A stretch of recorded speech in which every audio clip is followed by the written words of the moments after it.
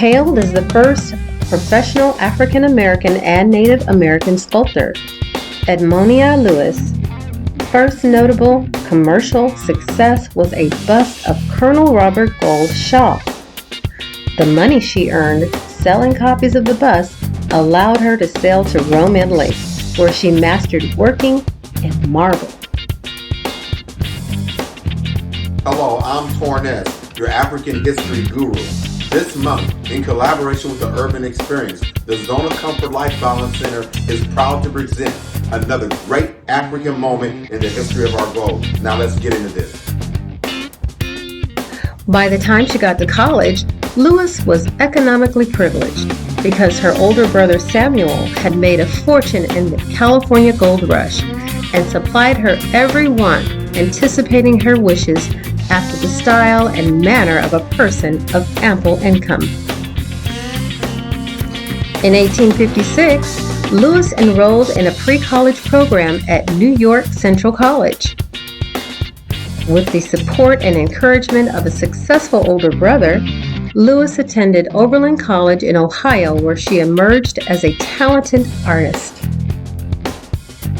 The abolitionist movement was active on the Oberlin campus and would greatly influence her later work.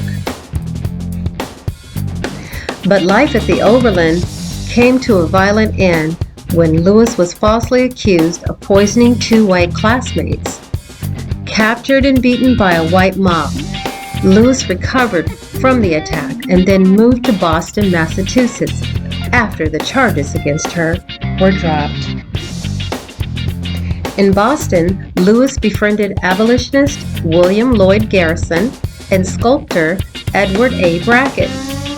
It was Brackett who taught Lewis sculpture and helped propel her to set her up her own studio. By the early 1860s, her clay and plaster medallions of Garrison, John Brown, and other abolitionist leaders gave her a small measure of commercial success. One of her most famous works was a depiction of the Egyptian queen Cleopatra, entitled The Death of Cleopatra. Met with critical acclaim when she showed it at the Philadelphia Exposition in 1876 and in Chicago 2 years later, the 2-ton sculpture never returned to Italy with its creator because Lewis couldn't afford the shipping cost. It was placed in storage and rediscovered several decades after her death. This was her most famous work to date, and the money she earned from the sale of copies of the bust allowed her to move to Rome, home to a number of expatriate American artists, including several women. In Italy, Lewis continued to work as an artist. Her work over the next several decades moved between African American themes to subjects influenced by her devout Catholicism. One of her most prized works was Forever Free, 1867, a sculpture depicting a black man and woman emerging from the bonds of slavery. Another piece, The Arrow Maker, 1866, draws on her Native American roots and shows a father teaching his young daughter how to make an arrow. Lewis also created a bust of American presidents, including Ulysses S. Grant and Abraham Lincoln. Much like her childhood, Lewis's final years were shrouded in mystery. Until the 1890s, she continued to exhibit her work and was even visited by Frederick Douglass in Rome. But little is known about the last decade or so of her life.